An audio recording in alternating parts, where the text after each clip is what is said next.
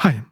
Recently, I've been trying to upgrade the project to the latest Angular 16 version with ESBuild, and I've encountered two problems that was not in Webpack configuration, but for some reason it's in ESBuild.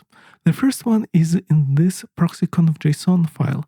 If you have this star, it will not work correctly. So to make it work with the ESBuild, remove the star, and your API calls will be correctly redirected in the correct format.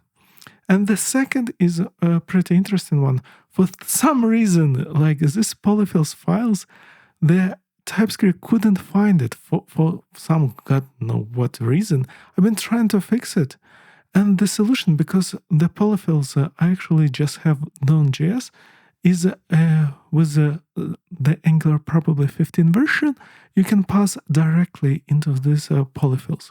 So if you have just one Zone.js, just pass it here and your build will work correctly.